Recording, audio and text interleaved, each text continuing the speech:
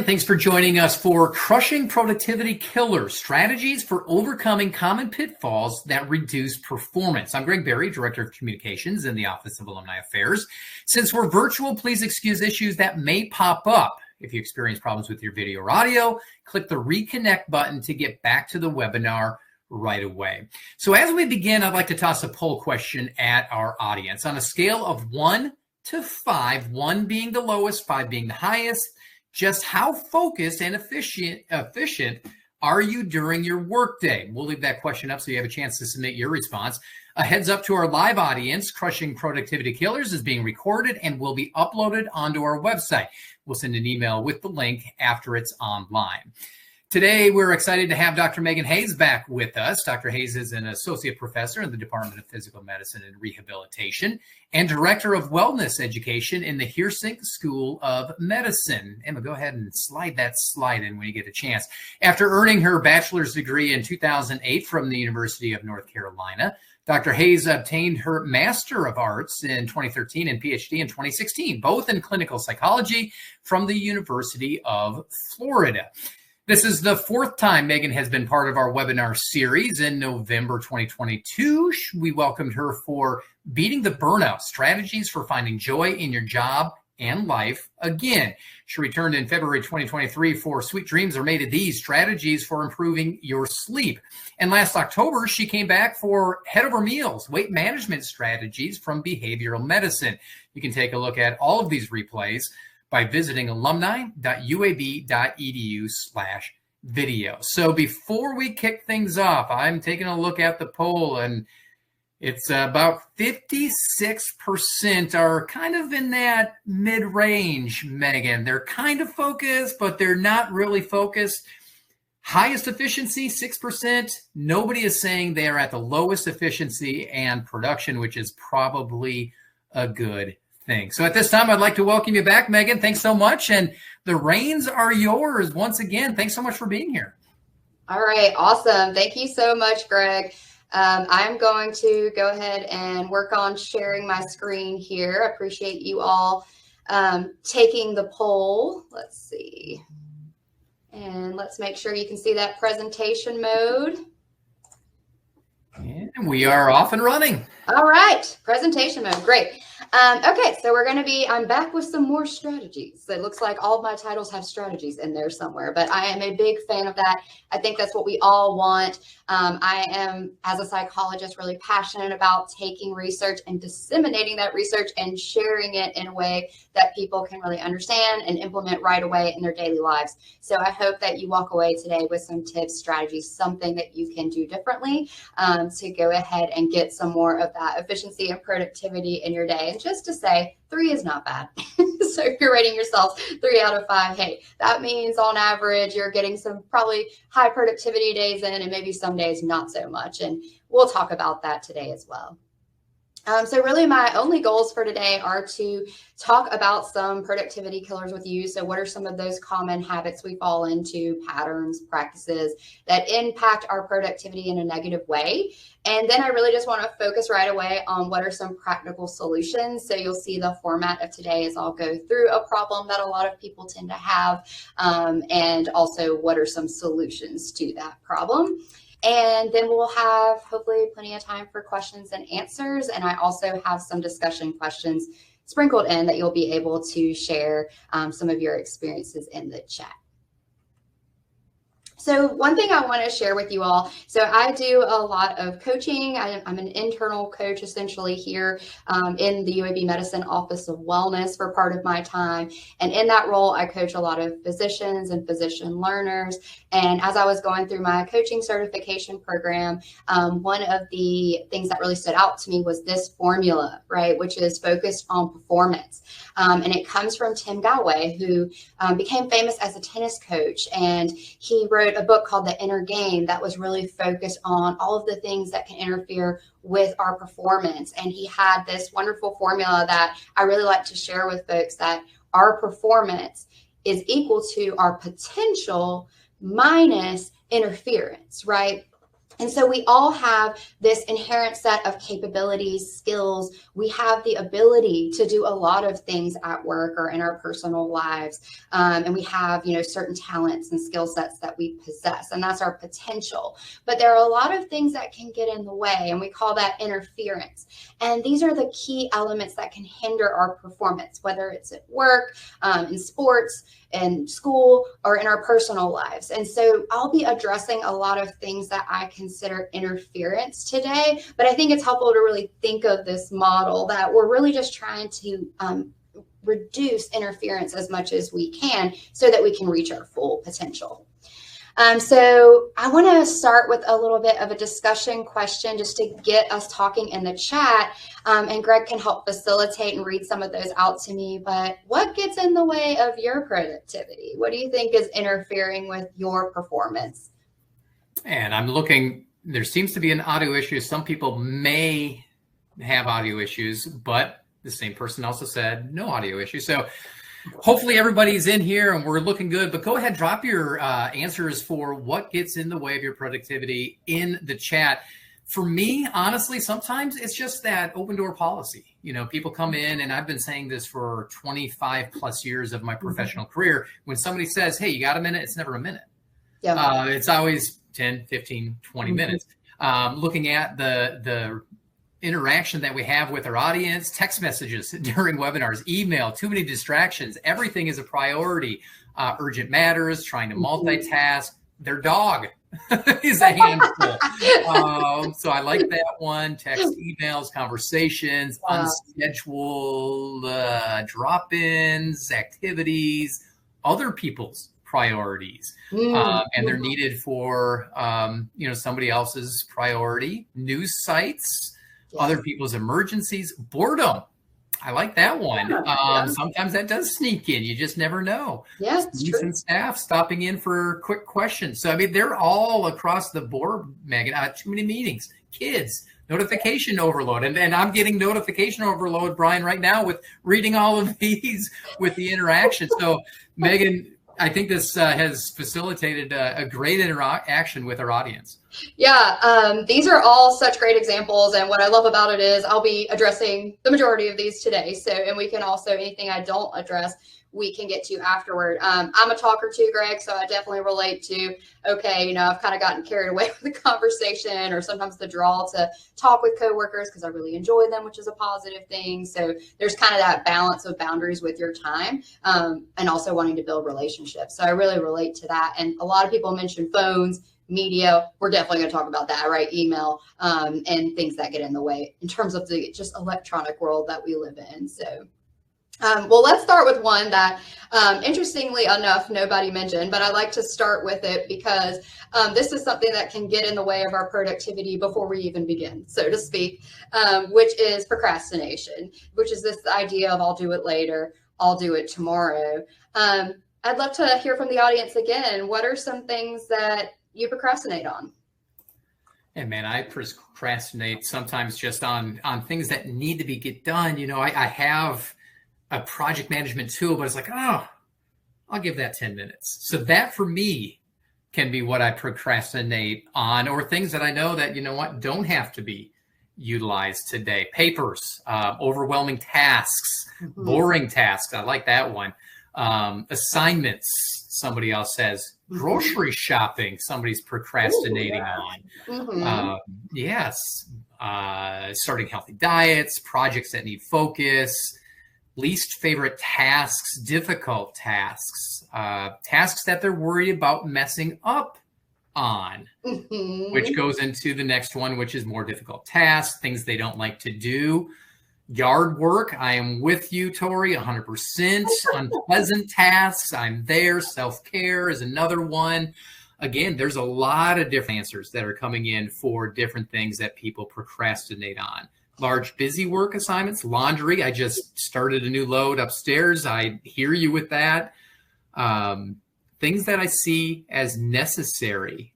So Ted says, insert task here. So that's probably a good one too, where a lot of people will find different things all across the board to procrastinate on.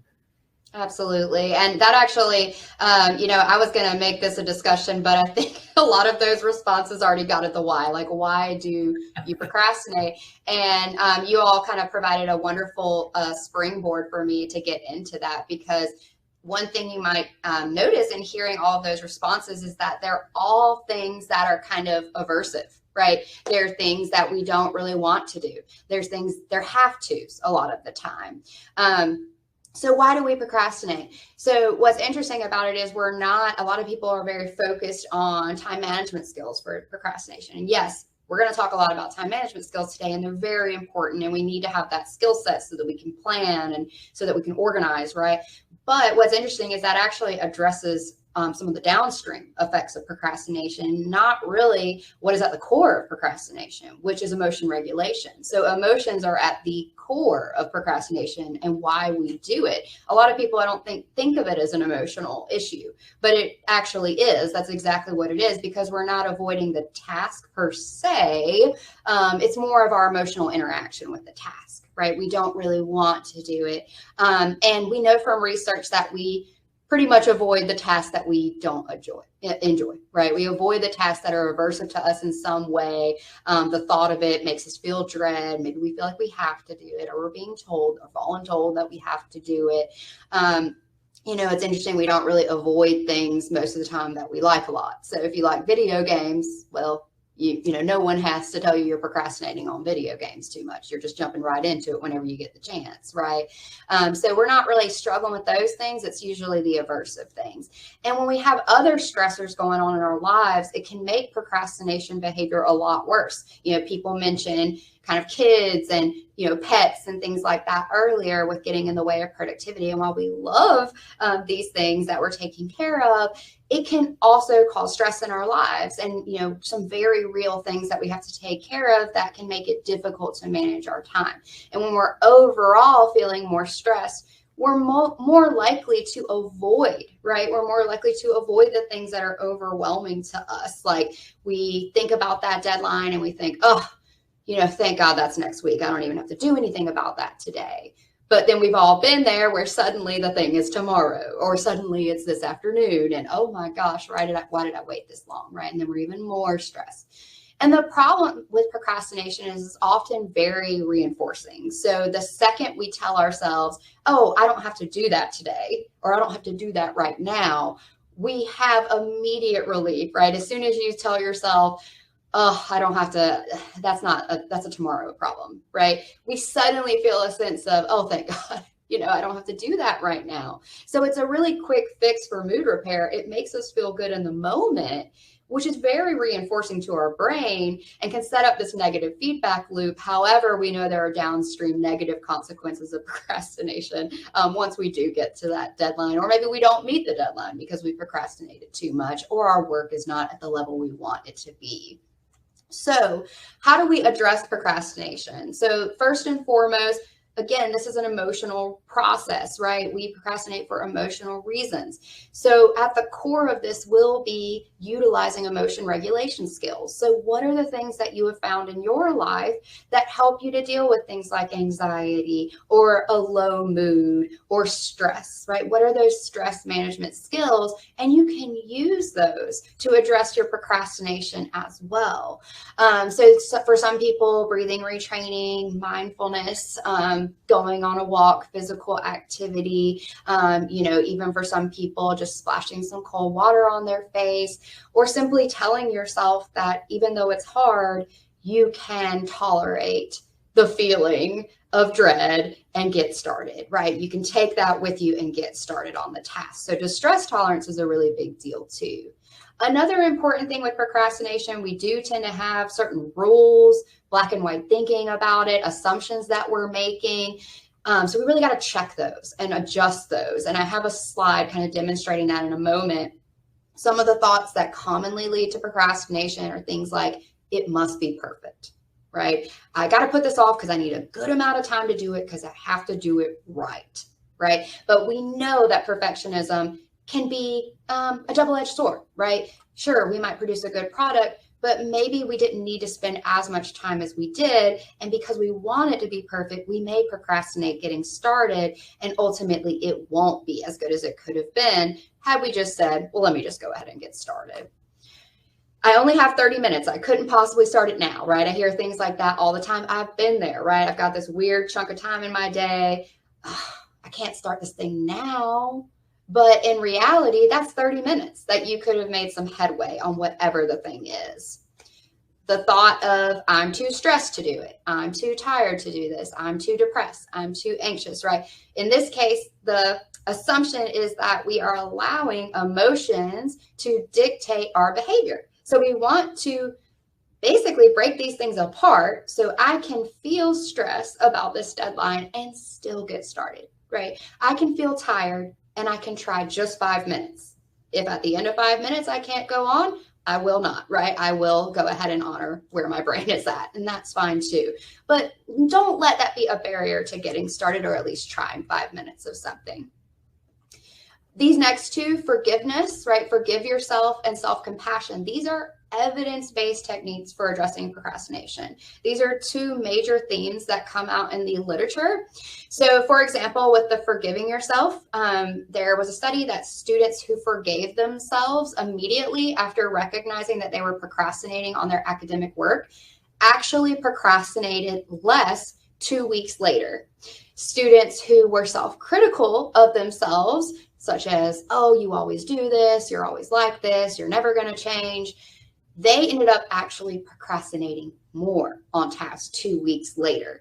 You would think being critical, a lot of us think being critical of ourselves, kind of whipping ourselves into shape, is going to be what helps us to succeed. But in reality, self-compassion is what tends to lead to better results. We see this in health behavior literature as well, like reaching weight loss goals. People who are more self-compassionate tend to reach their weight loss goals better compared to those who are self-critical. So really keeping in mind when you're talking to yourself about your procrastination, if you are self-critical, you're actually increasing the chances that you are going to procrastinate the next time, and that you're decreasing the chances that you're really going to be able to address and change this behavior. So self-compassion, and a quick way to do that is to ask yourself, would I talk to a friend or loved one the way that I am talking to myself now? And the reality is we're a lot meaner to ourselves than we would be to someone we cared about. So really asking yourself that question and flipping the script there. I'm going to talk about time boxing later, but a great way to address procrastination before I get more in depth on that is just to plan a time that you will work on a certain task, and then plan a reward for afterwards. So maybe it's, if I do this task for 1 hour, I will then get to scroll for 15 minutes in the social media app of my choice, right? Or if I do this thing for 2 hours, then I will allow myself to go get a treat coffee, right? And go walk outside and get that from Red Cat or wherever, right?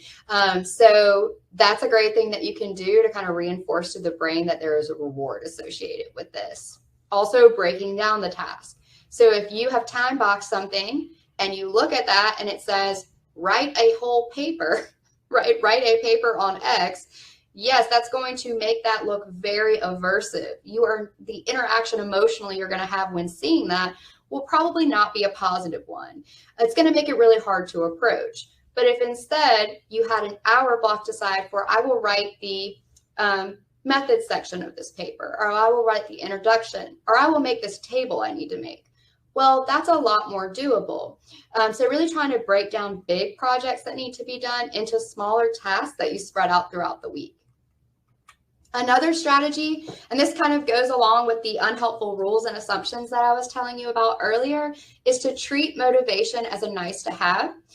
So what I mean by this is it's really important to keep in mind that motivation comes after action. Nike had it right? Just do it. A lot of us really think it should work the other way around, myself included. I really wish that I felt motivated every time that I had to approach a difficult task or needed to go to the gym or something like that, right? It would be great if I was just inherently motivated. But motivation, you may be waiting a very long time for that to come, right? It is a fleeting emotion. We really can't wait on it to come. We need to do the thing first And then we feel good afterward. A lot of the time we get a little boost from a sense of accomplishment, and that is reinforcing. And that actually gives us a little more energy. And over time, with repetition and consistency, it becomes less of a I have to, right? It becomes more of a habit, and it's more automatic. So it can be hard to get started on something difficult, but once the wheels are turning and you're consistent, the good news is motivation tends to build up over time. And I just want to highlight this again. Start with action, right? This is what it looks like. Motivation comes from action. Don't wait for motivation to come. If you tell yourself, I'm not motivated, you need a different script, which might look like, that's okay. I can not be motivated and still do the thing. I know that motivation comes after action. So just a couple examples of challenging your conclusions. One, okay, maybe you're thinking, I'm really tired right now. I can't do this. The counter statement to that might be, but I can still make a small start right now. I'll try just 5 minutes. Maybe you got FOMO. I deal with this, right? I want to be a part of fun things. Relationships are important to me, friendships. I don't want to miss out on this fun that's happening. And I've been there several times studying for boards, different exams I've had to take, licensure stuff, have a PhD, so I had to go through a lot of that. But you could flip the script and say, okay, I could either go to that social event once I've done X amount of work, or if I just really need to call this one and stay in and work, then maybe I can reward myself with some other fun later. So really just thinking of how to get around that, because there will be other chances. I don't have everything I need. I fall victim to this one a lot. Well, I couldn't possibly start because I'm still waiting on an email from so-and-so. Well, you can probably start something, right? You can start your part. So this is a very common procrastinator's myth, that you don't have everything you need, so you couldn't possibly get started. So really overcome that by saying, I can still make a small start on some parts of the task. Another thought is, well, I've got plenty of time.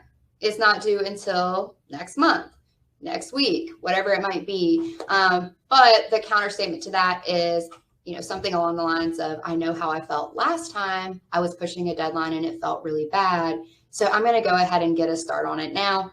I'll do this part of it, right? You don't have to do the whole thing, of course, but I'll do this part of it.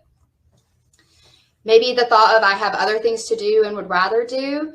Your counter statement could be, but they're not more important and they can be done after this. And then we already talked about motivation. So I'm not motivated. Well, I know motivation comes after action. Just try 5 minutes. So kind of moving on into a different productivity killer. So we've gotten maybe past the procrastination stage. Now we're trying to work on something, and we all know what this feels like. And I know there was a lot of comments in the chat about notifications. So let's address that and let's talk about why that happens. And so with notifications, we're often like mindlessly checking our email and other messages. I've definitely been there. Suddenly I'm on Outlook again. I didn't mean to, right? There I am answering emails. So why do we do this?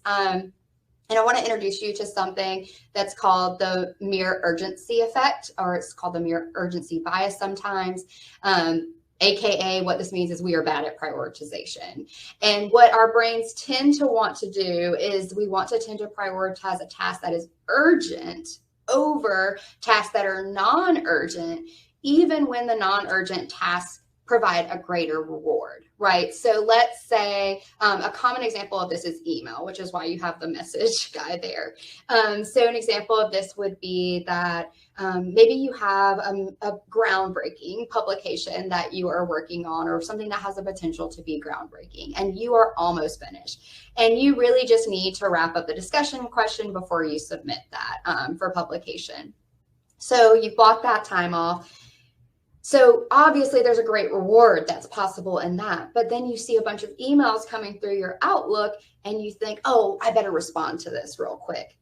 That doesn't really make a lot of inherent sense. It seems like our brains would want to go ahead and do the more important task as opposed to responding to emails. But because of the mere urgency effect, we are drawn to prioritize these urgent tasks like an email, better respond to this real quick, than we are to do the task that maybe takes longer and is not as urgent or doesn't have a timeline, but the reward would be much greater. So it's really important to be aware of this bias. This might be a little bit hard for you all to read, but hopefully you can kind of see it. And it's a really good cartoon about the mirror urgency effect again. And you can see the little message and it says, hey, you've got 10 new emails waiting for a reply. And then this other guy says, well, let's work on this new initiative that could have a profound impact on the company. Now, the rational thing to do is to go off into the sunset to talk about the thing that could profoundly impact the company and the business. But what we actually do is demonstrate it here, which is, sorry, a couple more of these emails just came in, but after this, I'm done, I promise, right? And what's also interesting, as you can see in the last illustration, is the effect is even stronger when we perceive ourselves as a generally busy person. So when you ask people, are you generally busy?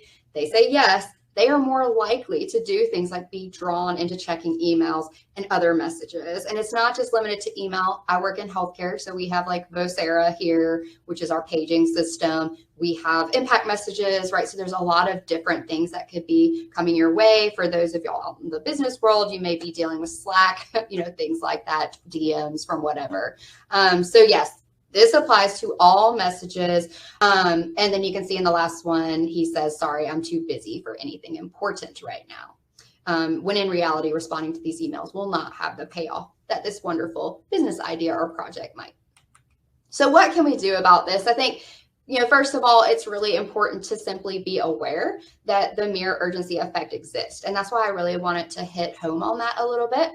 But one major strategy to deal with emails and messages, whether it's, impact messages, email, Vocera, Slack, is to use a chunking strategy with these. Because if you just use a strategy where you check them as they come in or as often as you have a break, this could easily take up your entire workday if you let it. So a chunking strategy would look like, I am going to check emails from this time to this time, and then again from this time to this time every day. Maybe you do 30 minutes in the morning, 30 minutes in the evening. You kind of scan through what's important. Maybe you have a little system for classifying what needs to be responded to with some urgency versus those that don't. Some people will use like a stoplight system of like a red, green, yellow, whatever works for you, but try some type of chunking strategy where you're not logging into your email constantly and instead only checking it at certain points in the day, and schedule those. And I'll show you an example of how to time box that at the end. Putting your phone on do not disturb. This is really key. And if you have a smartwatch, same thing, keep that on do not disturb. Ideally with your phone, you would have that in another room or part of the room if needed, right? So we really kind of want it either face down, away from us. Out of line of sight is good. Some people will put it in a drawer, but simply seeing things pop up can be a problem. Do not disturb can help some with that, but if you're still noticing that you're just, I don't know about you guys, but it's like magnets. Sometimes I'm just drawn to it and suddenly it's in my hand again. And the notifications are designed to do that to us. So get it out of the way, right? Implement a behavioral intervention if you need. You can also turn off email notifications on your computer when you're in a deep focus mode. I love logging out of Outlook when I'm trying to write something or work on a presentation. I like to just log out of the email completely, but you could also just silence the little ding, make sure that when the emails come in, that's silenced, but sometimes that won't do the trick and you need to just totally log out. I would close any tabs, windows, or apps that you don't need when you're trying to focus. This is just additional stimulation that you don't need and distraction. And sometimes like more notifications will pop up from these. You can try using focus apps. I know there's one called like Freedom. There's one called Cold Turkey Blocker. I haven't tried any of them myself because, in terms of the psychology of it, the ideal would be that people just practice these self-regulation skills and don't have to rely on this technology. However, it can be a good starting point for people where they maybe need that external aid and reminder at first and that help. And then they can kind of wean off of that over time and learn those self-regulation skills to interact better with media because it's just a part of our lives and a part of the landscape we're in. But you can always try that as a starting point. And another thing you can do, some of you may have heard about the Eisenhower matrix to prioritize tasks.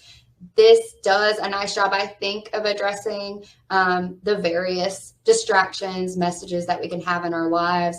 And with the Eisenhower matrix, we're looking at urgent and non-urgent on the y-axis, and on the x-axis we have important and not important. And you can see that, the classification is for the first quadrant is to do it. This is urgent and it's important, right? I've got to finish this client project. I have this talk tomorrow. I have a deadline for this article. Maybe some emails do require a certain response at a certain time. I've got to go get my kid from school, right? I'm the only one who can do it. I've got to do it. But then we also know on the other end of the spectrum that there are some things that are not urgent and they're not important. So social media, watching TV, video games, eating junk food. Not saying to get rid of these things altogether, but you want to look at how much time you're spending in all of these quadrants and make sure that maybe am I spending a little too much time in the deleted category? And maybe I can minimize some of the time I'm spending on those things and buy some of my time back. So that's where it comes into play because of these notifications. A lot of times we start spending so much of our day on things like messages and email that we're actually not getting the important work done that is really going to propel the mission of our organizations forward.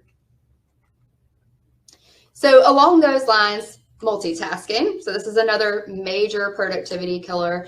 I feel like as someone who coaches and as a psychologist, I have a lot of one-on-one clients, and I commonly hear things like, well, how else will I get it all done? We are in this age of, information overload.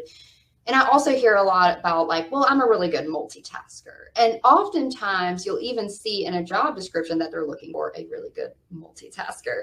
But spoiler alert, you are not a good multitasker, and that's not really what we want anyone to be doing. There's a reason why texting and driving is a bad combination, and that's because we're really bad as humans at splitting our attention, right? We're just not good at that. So that is why we don't want to text and drive and multitask in other ways. So let's take a real look at what happens when we multitask. So first and foremost, multitasking is associated with stress. And that's because task switching, going from, okay, I'm writing this paper, to, oh, got a text message. Let me check that real quick and respond to that. What was I doing again? Oh, now I got to get back to the paper. That's called task switching. And the more that we do that in our day, the more stress that we have. What's also interesting is that task switching is also associated with increased errors. And we've seen that in research on pilots, physicians, nursings, and other groups that do some very important jobs. And we also know that our performance actually slows when we attempt to multitask. And that is due to something called the switch cost. So we talked about task switching, and there's something called the switch cost, which creates basically more effort and takes away more of our very precious mental resources. And research suggests that the cognitive load associated with task switching can accumulate over the day and over time and cost us up to 40% of our productive time. So we are much better off focusing and finishing, right? So when we look at this little graph illustrating the switch cost effect, then we are at doing something and then an email comes through and shifting to that. Then suddenly, what was I doing again? And then it takes energy to refocus. And that's precious cognitive resources. And we know it adds additional stress, makes us feel stressed. That's not good for thinking. We might get overwhelmed. And then it takes us a lot of time to refocus. And then our productivity goes down. So multitasking is a myth. And it's not a good thing. It's not something that we want to be bragging about that we are good at, because first of all, we're not. And then second of all, we don't want to be doing it. So what are some solutions? Focus on single tasking instead. Some people call this monotasking. So one thing you can do is just set a rule for yourself to finish a task or reach a clear stopping point before you move to anything else. And that's where logging out of the email comes in. That's where time boxing comes in. I am doing this thing from 10 to 11, and I'm going to give it my clear focus. Now, that being said, if you're not used to this, that's a very lofty goal. I get it, right? You might be thinking, well, how am I going to do that? But the good news is this is a way to practice mindfulness. And mindfulness is not about being perfect. You can take that brain and pick it up and put it back at what you were supposed to do as many times as you need, right? We go back to that self-compassion. I'm just practicing staying focused on this task. Maybe I get drawn away, but I'm going to gently bring myself back to what I was doing. And the good news is this is like a muscle. And so over time, we get more used to the single tasking. When I mentioned earlier a clear stopping point, another good idea is to take breaks during a natural break point in the task. Sometimes this is at the end of a paragraph. Sometimes it's at the end of a section. In your work what might be a good stopping point. And that tends to make it a little cleaner. So there's not a lot of effort to reconstruct what you were doing before. So try to get to that natural break point and then go ahead and take a break. We mentioned again, but it bears repeating these last two. Again, do not disturb on your phone or keep the phone away or turn off those email notifications so that you can do the deep focus or log out. All right, another productivity killer, insufficient sleep. So don't sleep on sleep is a big take-home message. In my kind of coaching, when I talk to individual clients, one of the first things I ask them is how much they're sleeping at night and how that sleep goes and how many hours and how do they feel during the day in terms of how refreshed. And a lot of people truly treat sleep like a luxury, but if you're struggling with productivity issues, sleep can be a really big culprit. And it's something to look at first and foremost, honestly. So why is sleep so critical? So we know it's critical for cognitive function. Without sufficient sleep, our prefrontal cortex, which is the part of our brain that's responsible for our focus, our decision making, and our impulse control, is actually impaired. This makes it exponentially more difficult to make decisions, to maintain our concentration, to retain new knowledge, and honestly, to just like regulate ourselves emotionally and regulate our behaviors. So there is a direct link between insufficient sleep and cognition. Something also really important to note from the memory perspective is that memory consolidation happens in your sleep. So let's say you're a medical student and you spend the entire day studying for an exam. And then that night you only sleep 3 hours. Well, because the deep, waves of sleep and REM sleep is when basically that information is getting transferred over into long-term storage.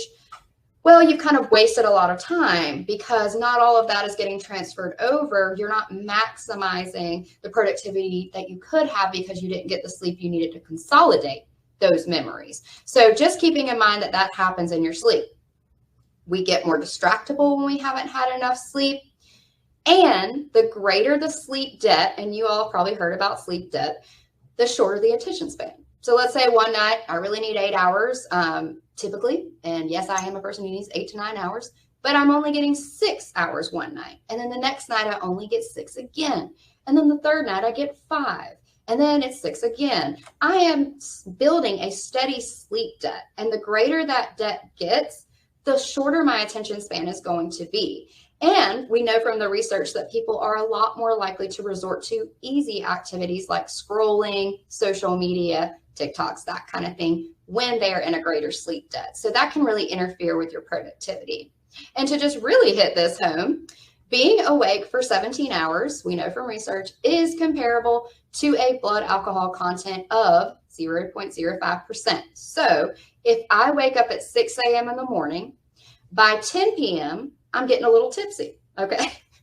And if I've been awake for 24 hours, the BAC is comparable to 0.10%, which if I've been awake for 24 hours, now I'm over the legal limit, essentially, for alcohol. So this is comparable. It is essentially like you are drunk. And chronic insufficient sleep, which is 6 hours or less a night, is how they classify that in the research, is linked to an increased risk for dementia. So there can be some long-term impacts if you're chronically not getting a good amount of sleep. So what can we do about that? Stop the exhausting cycle of sacrificing sleep for work.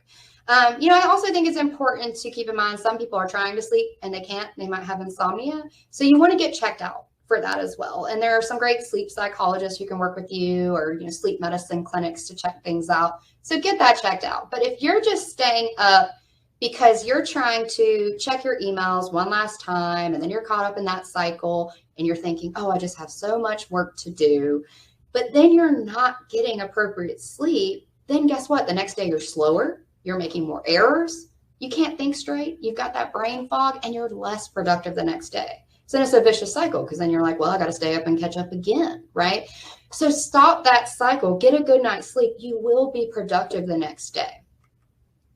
Understand that link between sleep and job performance. The more sleep we get, the better we're going to be performing at work. So really keeping that in mind when your thoughts tell you otherwise. We don't want to treat sleep like a luxury, and we want to make it a priority by keeping a consistent sleep-wake cycle.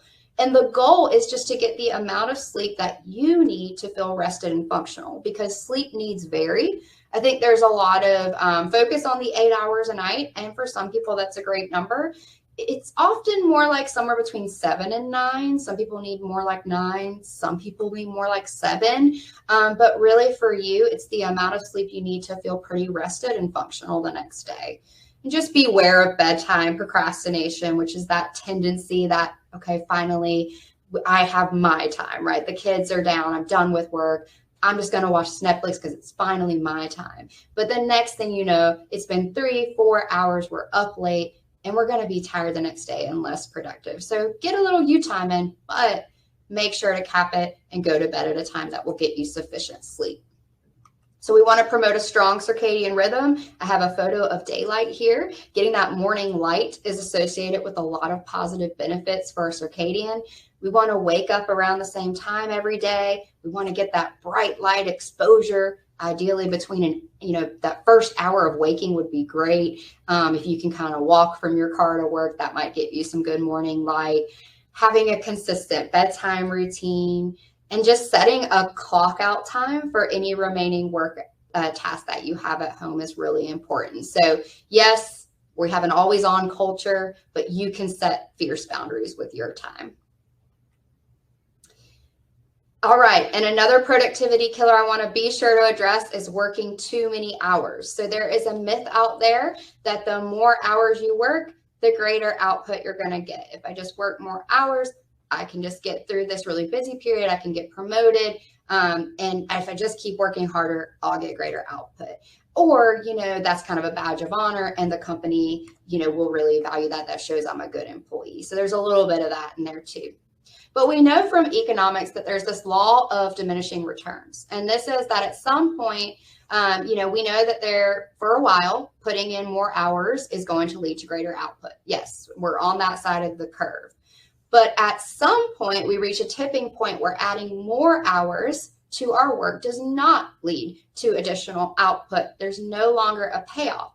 And once we get past that payoff period, we actually get into negative returns, where the more hours we're putting in, we're actually getting less out and lower returns. And we don't really want to ever reach that phase, because then we're wasting a lot of our time and we're not being at that maximum optimal productivity level that we could be. And it's a real paradox, right? But we know from research, and this is coming from economics professor at Stanford, John Pensaval, that productivity per hour declines sharply after about 50 hours of work per week, which, I'll get to this in a second, but that actually sounds like a lot to me anyway. For some people, 50 hours might be too much. But after 55 hours, productivity drops so steeply that putting in any more hours would be completely pointless. So at that point, it doesn't even matter, because we're not even getting any additional output. And what's also interesting is those who work up to 70 hours a week have the same output of those who put in 55. So there is no additional benefit whatsoever of putting in that extra 15 hours. And with this study and studies like it, it's important to note that individual differences exist. So we all kind of have our own personal resources, cognitively, emotionally, and what we're able to do. So for some people, 40 hours might be the absolute most they should really be putting in before they can't think straight. They've got brain fog. For others, it might look more like 50. So you really want to be mindful of your own kind of limits as well. And I like this quote too. There's a book called Rest: Why You Should Get More Done When You Work, Why You Get More Done When You Work Less. And I have a photo of it at the end that I can show you. But the quote is, busyness is not a means to accomplishment, but an obstacle to it. And that can very much be the case a lot of the time. And, much like that law of diminishing returns, the Yerkes-Dodson curve is something to keep in mind, which essentially says that stress is good. We need some level of stress to perform at our optimal best. Imagine if you just didn't care about your work. But we also know that too much is not good either. And that's what can lead to burnout, fatigue, exhaustion. So really being mindful of how much stress is on us at work and how we're interacting with that and managing it. So what are some of the solutions here? We want to reduce the focus that we have on the number of hours worked. This is not a badge of honor. So if you are, you yourself, you might have to engage in some different self-talk. But if you're a leader, a manager, you may need to really take the focus off this on your people and instead prioritize efficiency in the work of your people, right? Prioritize, did they get the job done? Did they do it well? And not maybe how many hours that they were there or late nights, right? Because we know that people can actually be more productive with keeping in a more standard work week. Be fierce with setting your boundaries around your time. So, say, hey, here's my work hours and here's what I'm going to do. I'm going to get sleep. I'm going to work out and set those boundaries. You want to communicate any workload concerns that you have with a supervisor or a manager. Just let people know, hey, I'm overloaded. A lot of times they don't know that and they don't want that for you either. So just talk to people about that. Have realistic goals for your attention span. So earlier, a lot of you put that you would put a 3 for your productivity, which is kind of middle of the road. And I actually think that's good, but I think we often have, because I think we have realistic goals for our unrealistic goals for our attention. So a lot of us think that we should be productive all the time. We should always be able to pay attention. And this is really not how our brains work. We need to recharge that attention battery, our cognitive battery, and really understand that you can't be on all the time, right? So when am I going to have that scheduled focus time is really important.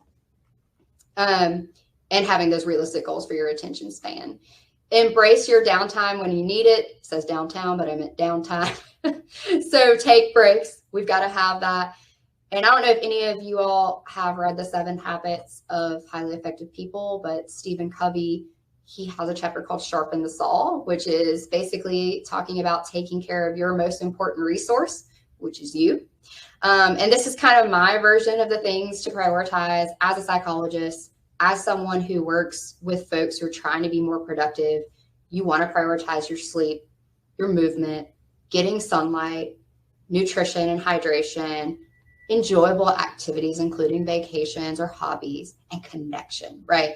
Connection with others and connection, sometimes spiritual, right? So if the spiritual health would fall under this too. Experiencing awe, AWE, right? Connecting with something greater than yourself in nature, maybe, right? So these are these basic human needs that if we're really trying to engage in most of these on a fairly consistent basis, we're actually going to be more productive. And just to kind of highlight that again, I really like this little infographic from the Instagram account Liz and Molly. What I thought would make me productive, hard work, right? But what actually does is there is a large portion of hard work, but then I have these other well-being activities that ultimately make me productive, way more productive than it would be if I really kept trying to do that first circle. And then I will end with not having a plan, being a productivity killer. And then when we don't have a plan, we end up doing what? We end up being overwhelmed, maybe sitting at our computer. I know I have a lot to do, but I'm not really sure what to do next. And then I might be overwhelmed and start engaging in like social media or staring off into space. So it's not a good thing to not have a specific plan. We often spend way too much time deciding which tasks that we want to do next or how we should approach them. And this results in waste of time. So we might resort to those easy activities that I mentioned because they're well easier and we're not really sure what to do next. And one thing that also comes into play here is something called the planning fallacy, right? We need a specific plan because we also have this bias to underestimate the amount of time needed to complete tasks, even if it contradicts our prior experiences. Like, well, last time this took me 3 hours, but I'm sure this time it will only take me 30 minutes. Why do we do that? It's another cognitive bias. It's called the planning fallacy, and it's closely related to the optimism bias. So we just tend to have a more optimistic view of ourselves and our ability, and we tend to be overly optimistic in that assessment of how long things will take. And we tend to downplay the risk of that, like waiting till the last minute, only giving something an hour. Well, a lot of stuff could happen. There's high risk there. You might have to pick your kid up from school. And we're also downplaying the element of luck. Sometimes we do get away with it. So how do we combat this? You can see here in this cartoon that the more concrete the plan is, the higher the odds of actually doing the thing, right? So when we're trying to overcome the planning fallacy, we want a really concrete plan. So you want to take some time to pause to plan for the week. You could do this on a Sunday, but it could be any day that works well for you to just take 30 minutes to an hour to say, here's what I need to do this week. Let me go ahead and plan out exactly when and for how long I'll do that. And then having kind of an hour by hour plan for each day that you make the night or day before can really be a game changer. And this can really eliminate that planning fallacy. It can eliminate that issue of being not sure what to do next because it says right there what's next. It can help increase your accountability to yourself and also really help you feel a sense of accomplishment because you're actually getting things done. And with time boxing, which I'll show you a graphic in just a moment, you want to reserve a specific time in your calendar for every activity. You want to be pretty generous in assigning time to the task because as we know from the planning fallacy, we may underestimate how much time we really need for each thing. And be sure to use a planning system that really works for you. I would recommend making it easy on yourself by piggybacking off of a system that you're already using. So for me, it's Outlook. So anything that I want to time box, I'm going to put it in my Outlook, like my workouts, my email chunking, all of that's going to go in the same calendar because I already look at that every day without fail. I mean, how many times have you tried to create some new system or a paper calendar and then you're trying to manage 2 calendars? Just streamline it, make it easy on yourself, a system that works for you, that is integrated into something that you already look at every day. And this is just an example of what time boxing can look like in Outlook. So this person had like breakfast and get ready, a workout, wake up, meditation, meetings, lunch, and inbox times to check the inbox in 30-minute chunks. And that's that chunking that I was talking about, breaks and things like that in there. So just, this is a really wonderful tool that can help you to be more productive and manage your time. And just in closing, some additional resources. These are some of I told you about the book Rest as we were going through why you get more done when you work less, but also 3 others I really like: How to Change, The Science of Getting from Where You Are to Where You Want to Be, and then Find Focus, Fight Distraction, Attention Span, a groundbreaking way to restore balance, happiness, and productivity. This is by Gloria Mark, who is a famous psychologist in the area of attention. Much of the research I talked about today comes from her lab. And then many of you have heard of Atomic Habits by James Clear. But I think that book just does a really nice job of taking what we know from the behavioral economics literature and making it really easy to implement for changing habits in your life. So on that note, I'd love to have your discussions, and any questions, feel free to ask me anything. And I have my email at the bottom here for you all. And that is fantastic. So let's get to these questions. So what if you feel like the relaxation technique is also procrastination? Yes. So I think it can. And am I still sharing my screen now? You are. Okay, I can see you better now.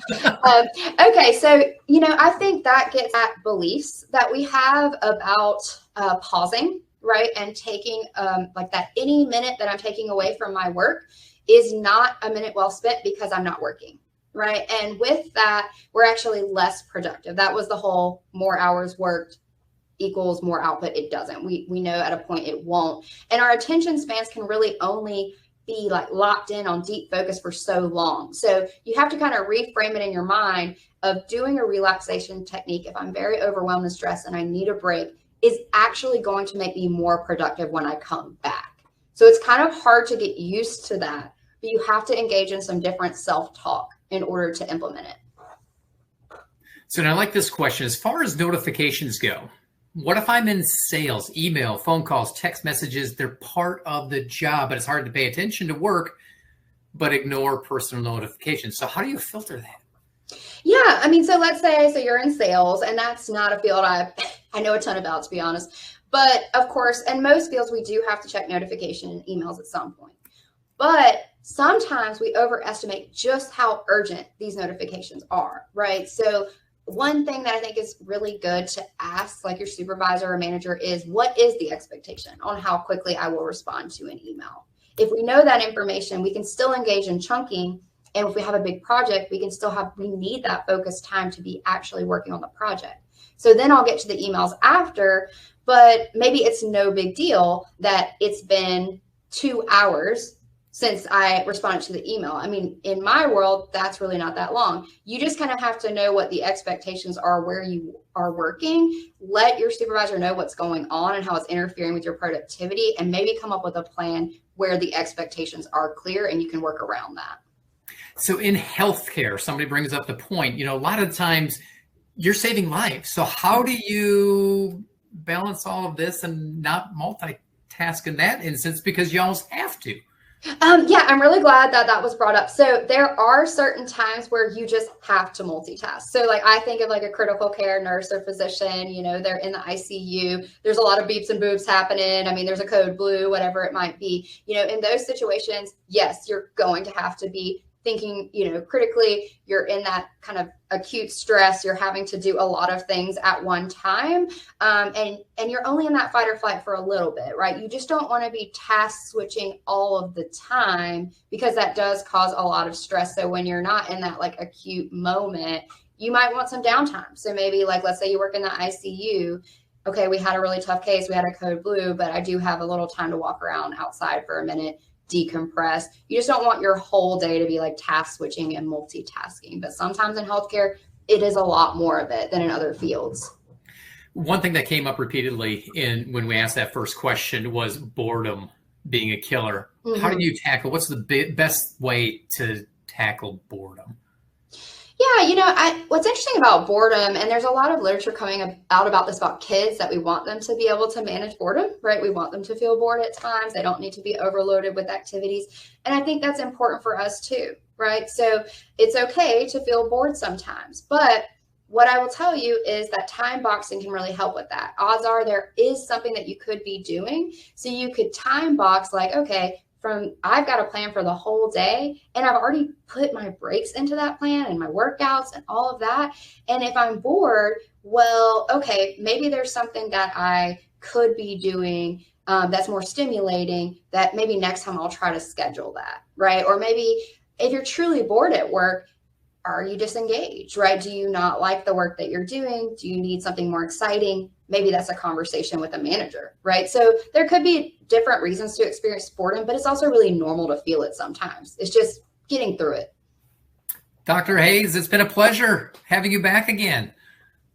Thanks for having me, Greg. This was great. You are always welcome back. And a reminder to our audience, we'll be uploading today's webinar under our website. Once it's ready, live attendees will get an email with the link. In a moment, I'll share some upcoming webinars. But first, we'd like to invite you to this year's Uncork Education. It will be hosted on November 14th downtown at the Florentine. We'll have auctions, tastings, food. We've got it all. It's a great way to support student scholarships at UAB. Tickets are just $60, and you can register at alumni.uab.edu/Uncork 2024. And for those upcoming webinars that I've discussed, next Tuesday, we're going to be hosting the Art and Science of Surviving Cancer. Dr. Smita Bhatia will be here to explore how survivors can continue to live longer lives. Then on November 13th, we'll welcome Dr. Kaylee Crockett for values-based self-care for the holiday season and beyond. During this webinar, gain a better understanding of the importance of aligning self-care with personal values. Then on December 3rd, come back for Sweat for Sanity, exploring the transformative impact of exercise on mental health.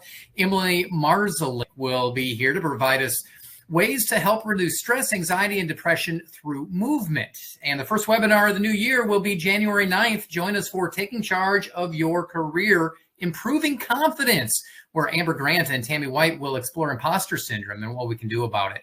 Register for these and more at alumni.uab.edu/events. Finally, your feedback is always important to us. How are we doing? What topics would you like to see? The QR code on your screen takes you to a brief survey. We'd love for you to share your thoughts. We'll keep that up for a few minutes. Once again, thank you so much for joining us. And as always, go Blazers.